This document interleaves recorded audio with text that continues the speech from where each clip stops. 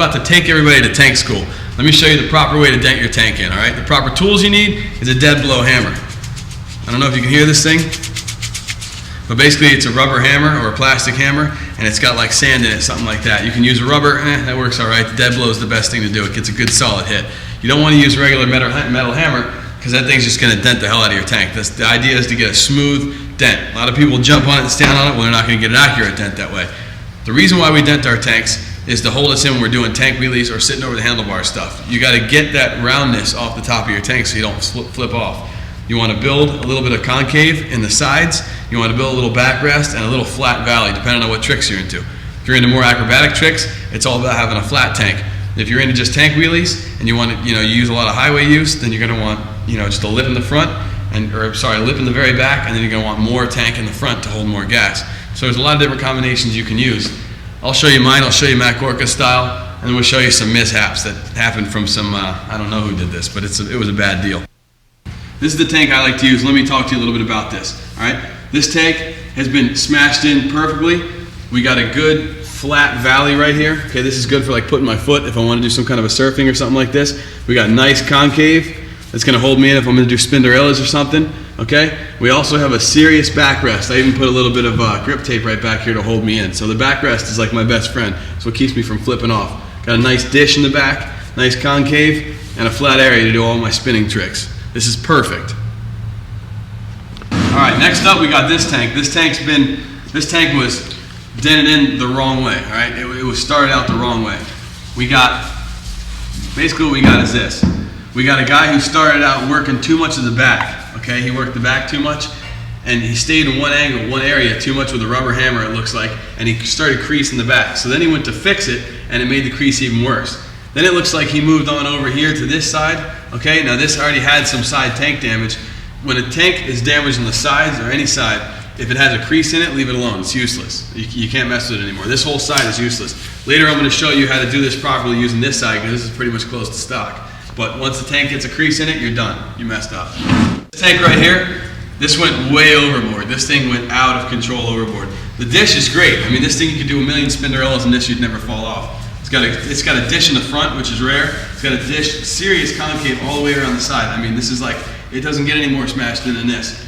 Dude obviously started from the back, worked his way to the outsides, pushing out, pushing out, pushing out. Everything was good, except what happens is it was so much stress on the top of the tank that the stress builds up inside the tank because the metal can only take so much stress. So what happens here is the metal must have built up a stress right in here. Maybe there was a small dent on this side, I don't know, and it just started folding in. So all the stress from all around the sides caved in and folded on this side, so now you're stuck with this. Again, useless tank. I mean, it was way dented to start with. You'd have no gas in this thing. You'd probably get 3 wheelies and that'd be it. But you could spin around for the rest of your life and never fall off. Let me explain to you about Matt's tank. This one's done perfectly for Matt's style, okay? Matt likes to have a slight overall concave. He doesn't really like to have a flat area. He likes to have a slight overall concave. It's almost like a skateboard for him up here at the top. He likes to have a little bit of a backrest here, but not too much. He doesn't want to go too serious. He likes to hold a lot of gas. He likes to be very practical with his tank, and this seems to work out best for him. This is more the Kyle Woods version. This is the mild Kyle Woods version right here. This is the street bike. This is something I could still ride on the street, but it's also very stunt worthy. It's got more of a flat area right here, and then more aggressive concave here on the sides. It forms more of a dish, and it has a very steep, if you can see this, it's got a very steep backrest right here. This is something that holds me in because I like to rely a lot on my backrest and see how things are done. So I got a flat area up here. I can stand, put my feet, do whatever. This is a fabric tank, so I can't do any spinderellas, but it's got everything I need in a stunt tank and more. This thing's been killed. It's been dented to hell and back on this side. This side's totally unsavable. This side's got a serious crease in the back. I don't think so. We're gonna give it a whack and see if we can fix that a little bit. Maybe we can mold this side. But at least I'm gonna show you how it works over here. The proper denting though, okay, let's say this is a perfect world. Proper denting is I would start on the rim of the gas cap. I would start on the rim, nice and gently, and I would work my way around, and then I would start working out with the hammer. I mean, hitting it, out, hitting it, out. And basically, I'm gonna kind of do the same thing, see if I can come up with some type of a dish.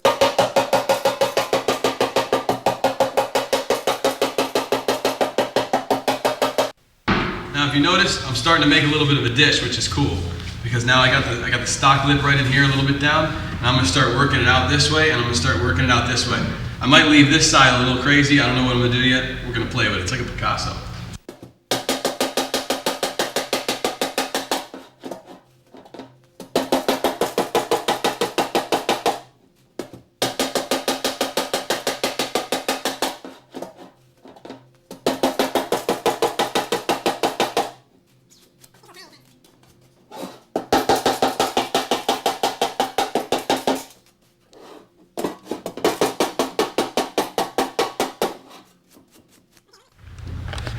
Okay, here's where we're at. Basically, we went to dent this thing the right way. Here's how it goes.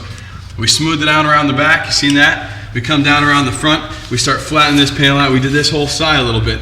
One thing you want to watch out for is if there's any small dents or if anybody did any body work in it, you'll start to get a crease where there was a dent. So there must have been a dent over here on this side. Paint peeling, yeah, it happens. Something you need to redo is repaint. So we got a little bit of an area over here. We got a good little flat area. Got a little more concave on this side, and you can start to see how we're building the edge here in the back by working it out, working it out, working it out. There's no saving this crease. There's no saving this over here. Obviously this side's shot, but at least you get a good idea on how we get this done. Nice and smooth, nice and easy, and just work it out.